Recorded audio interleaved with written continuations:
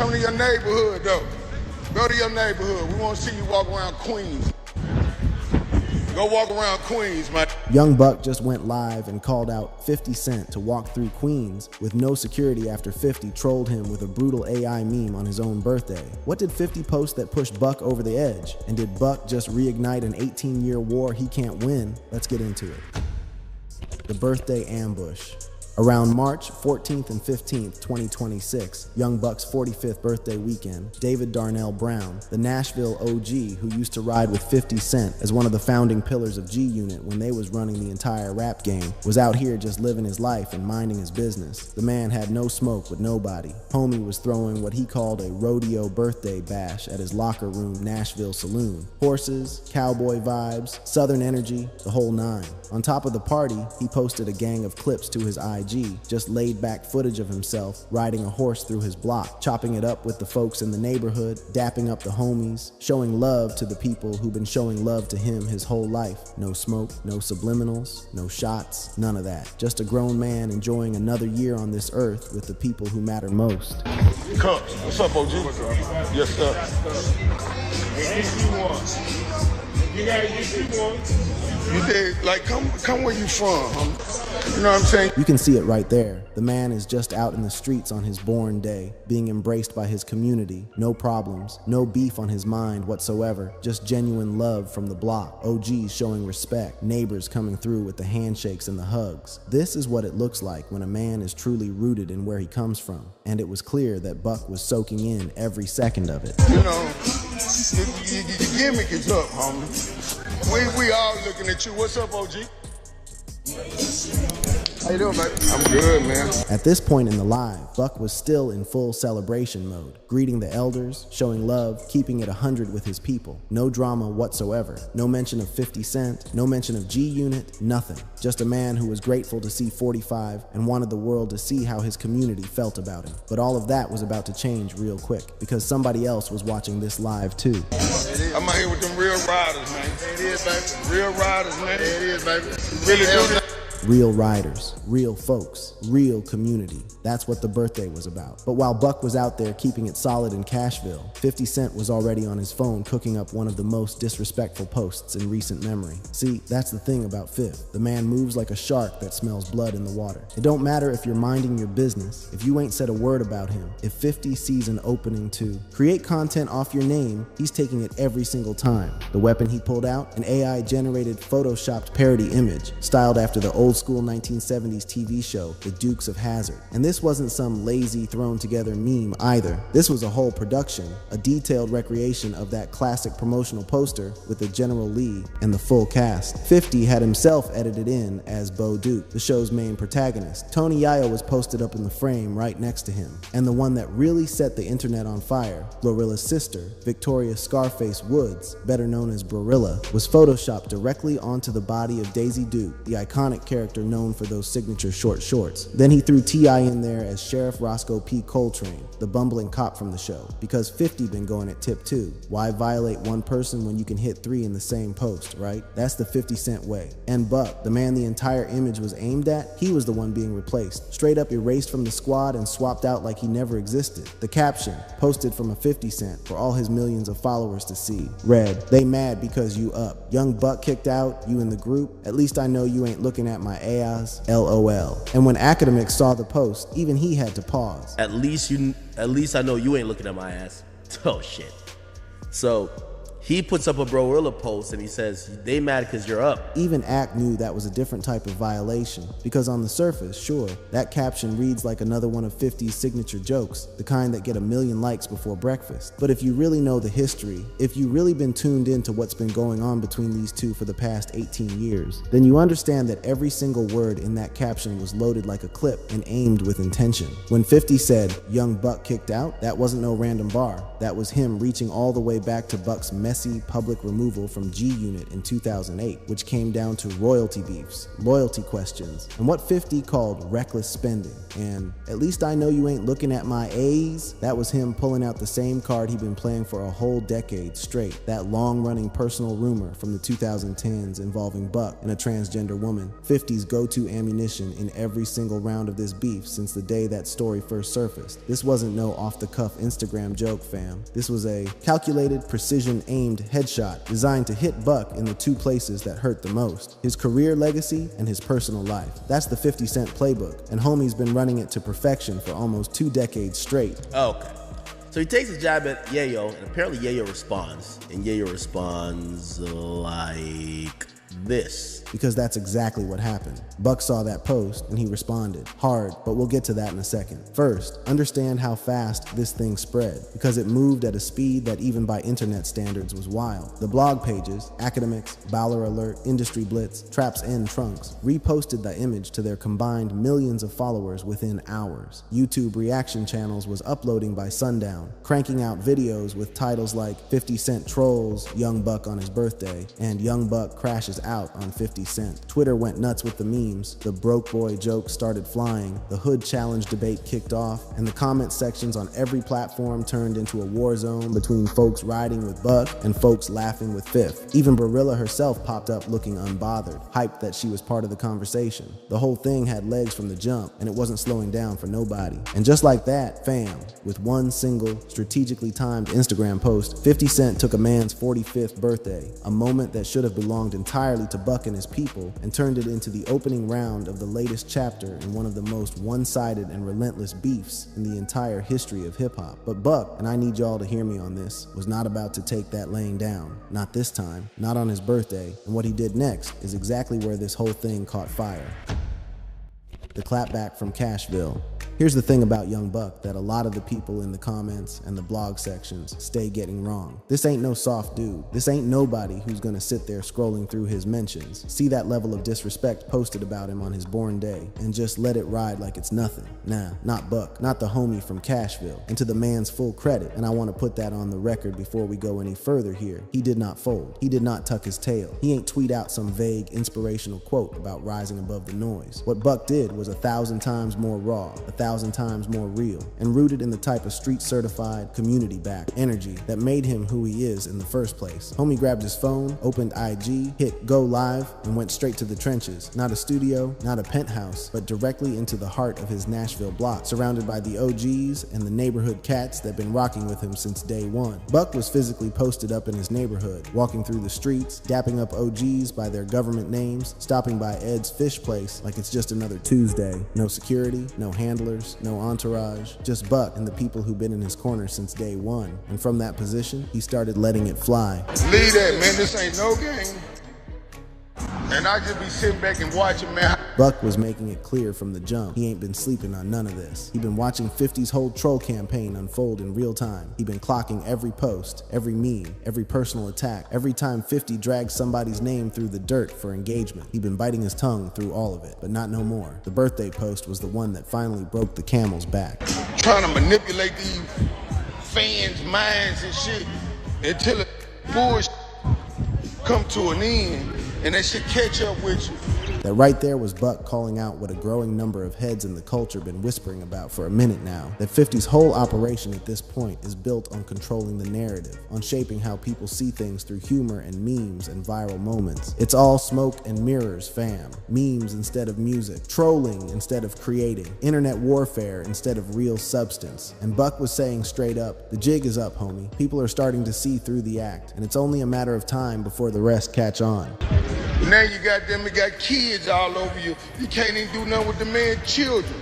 So you want to just start trolling different folks and this and that. Direct shot at 50's ongoing smoke with T.I., whose sons had been publicly getting at Fifth on social media. Buck was basically saying, you got real problems on your plate right now. Family problems, situations with people's kids getting involved. And instead of handling that like a grown man, you out here on Instagram making AI memes about me on my birthday? Where are your priorities at, homie? Get your own house in order before you come trying to burn down mine. Man, come on, man. The gig is up, man. God damn, how much trolling and shit you gonna do before you do something? And then Buck followed it up with something that really drove the point home, that all this internet tough talk ain't translating to nothing real.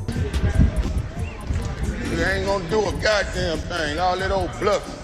Keep that shit up there. Keep that shit up there, meaning keep that energy in New York, keep it on the internet, keep it wherever it lives, because down here in Tennessee, in the real streets of Nashville, it's a different type of real, and Buck was making it very clear that the online tough talk don't carry the same weight when you're standing face to face with the people who actually know you. And it was right around this point that Buck dropped the bar, heard round the internet, the challenge that would set every comment section, every group chat, every podcast, and every reaction channel ablaze. Come to your neighborhood, though. Go to your neighborhood. We want to see you walk around Queens. Go walk around Queens, man. Go walk around Queens. That challenge completely flipped the energy of this whole beef. 50 had been operating from behind a screen, tossing grenades from the comfort of his phone. But Buck was standing on concrete. With no security, we want to see what your life like. You so goddamn tough. Now look, some folks been debating whether that challenge is even fair, given 50's level of fame. And yeah, logistically, 50 can't just stroll through South Jamaica, Queens without shutting the block down. But that ain't the point. The point was principle. Buck was standing in his hood, getting love from every direction, no barriers, no pretense. And he was saying, this is what it looks like when your community genuinely rocks with you. Can you say the same, fam? Your gig is up. The laughs is over with. Now they see what it really been. And then Buck sealed the whole rant with the line that carried more weight than most people probably even realized. It's my CD. And I ain't signed to your no more. And I don't owe you a quarter.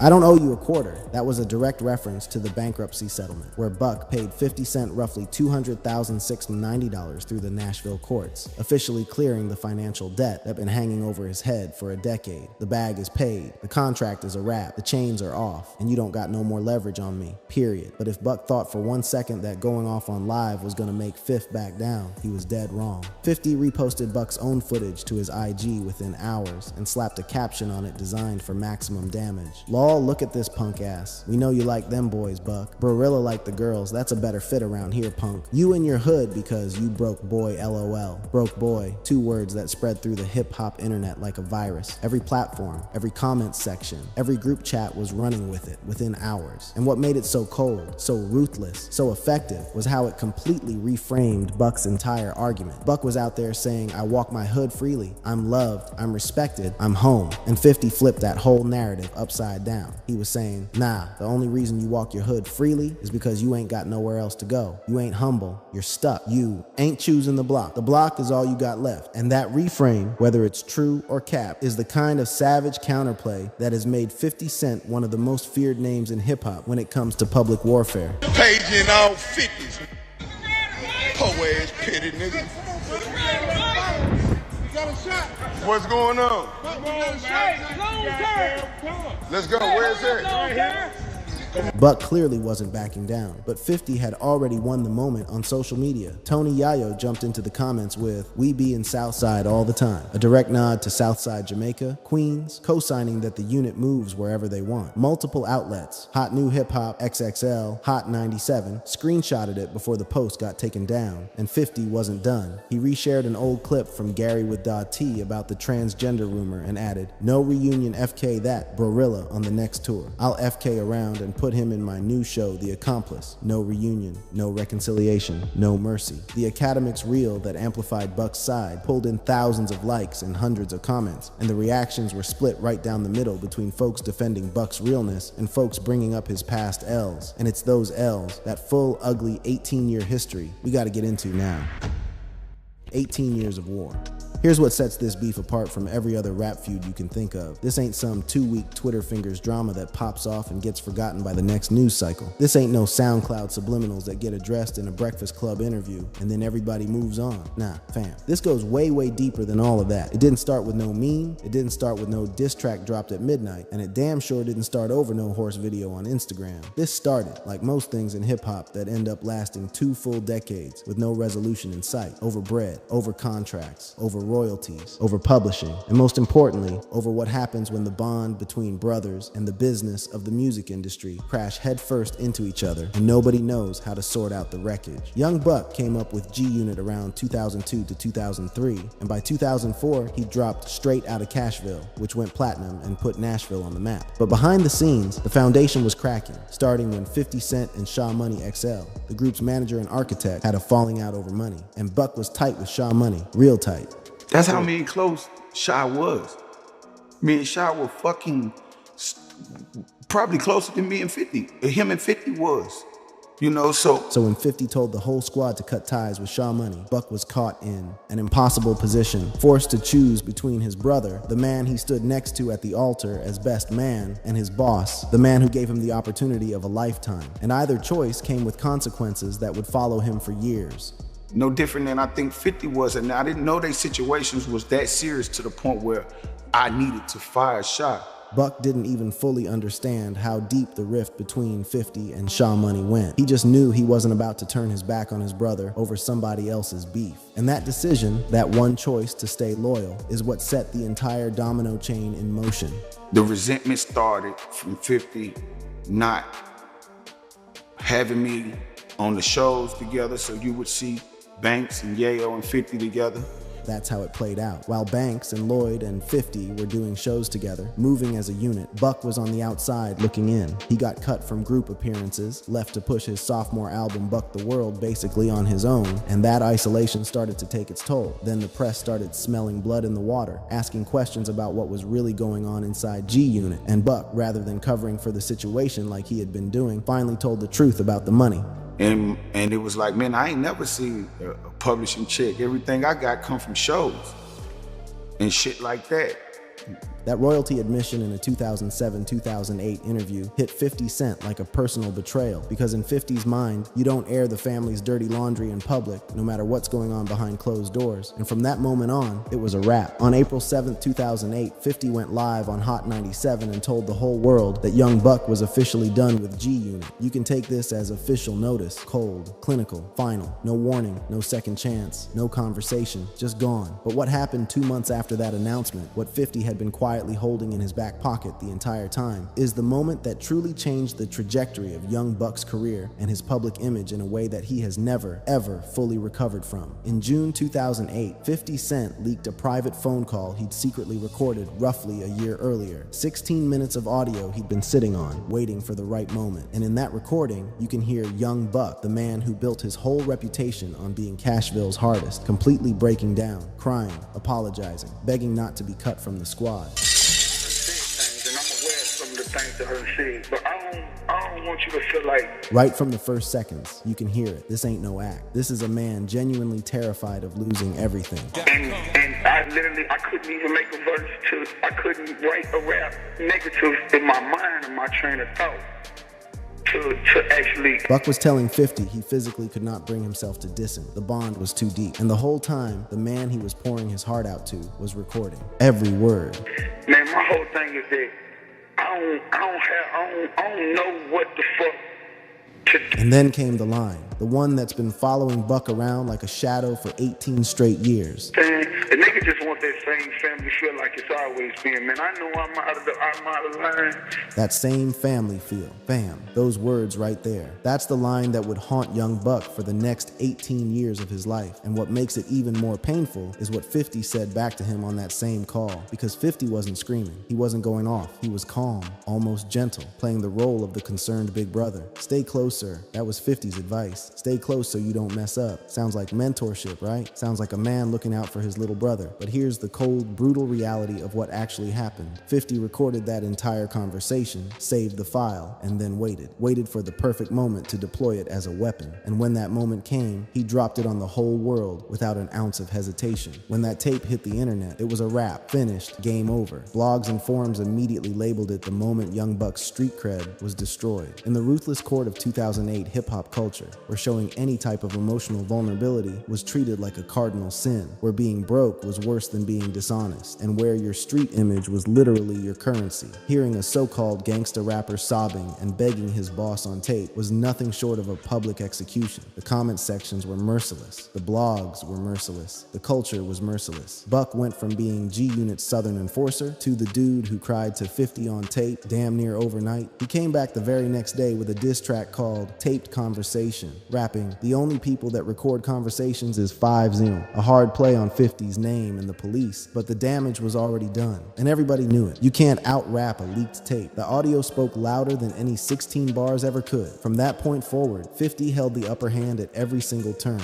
For years, Buck stayed locked to G-Unit Records contractually, unable to drop music on his own terms or build any kind of independent momentum. A brief reunion at Summer Jam 2014 had the fans hyped, the whole squad back on stage together for the first time since '08, but it fell apart almost immediately with no real reconciliation behind the scenes. Then in 2019, the whole thing took an even uglier turn when 50 leaked alleged audio of Buck in a transgender encounter and went on a full-blown trolling campaign on IG, creating mock GoFundMe pages, yanking Buck's music videos off platforms through copyright claims, and posting "Fofty wants his fucking money" like it was a damn catchphrase. Buck called for a Verzu-style rap battle, put his pen where his mouth was, but 50 never took the bait, and the trolling only got more relentless. Then came the money war, the one that would play out in courtrooms instead of comment sections. The core of the financial dispute centered around roughly $250,000 that 50 claimed he advanced through a 2014 recording contract for 2 albums that were never delivered. Buck filed Chapter 7 bankruptcy in 2020, G-Unit filed a creditor claim, and the whole thing dragged through the Nashville federal courts for years. Accusations of fraud, hidden assets, and catalog ownership flying from both sides. But in July 2025, the courts finalized the settlement. Buck's liquidated estate, everything he had, paid out $200,690 directly to 50 Cent, closing the legal battle once and for all. Every major outlet, Hip Hop DX, Complex, Vice, all of them, ran the same headline: 50 Cent wins financial battle with Young Buck. Another L on Buck's record, another W on 50's. And if losing the court case wasn't enough, in April 2025, Buck caught 30 days in Sumner County Jail for violating bond conditions on a separate case. The mugshot spread everywhere. 50 was on it within hours, posting the mugshot with, "Damn, how that head get like that? Police must have hit him in the head, LOL," followed by a gif of Megamind. The man does not miss a single opportunity, and that's how we end up right back where we started. March 2026, birthday trolling, horse videos, and a beef that shows zero signs of cooling off. This Buck situation is just one of at least 5 active beefs 50 Cent is juggling right now, alongside T.I., Mano, Papoose, and even boxer Claressa Shields, all run through the same playbook of IG memes, AI images, and personal humiliation. The question I'ma leave y'all with is whether any of this is still funny, because we can laugh at the memes, repost the Dukes of Hazzard image, quote the broke boy line, but on the other side of all those jokes is a real person. Somebody who, for all his faults, once stood shoulder to shoulder with the very man now dedicated to making his life a punchline. Somebody who once called him family on a tape that the whole world heard. And that, depending on where you stand, is either the greatest saga in hip-hop beef history or the most tragic one we ever gonna witness. Drop your thoughts in the comments, like, subscribe, and I'll catch y'all in the next one. We out.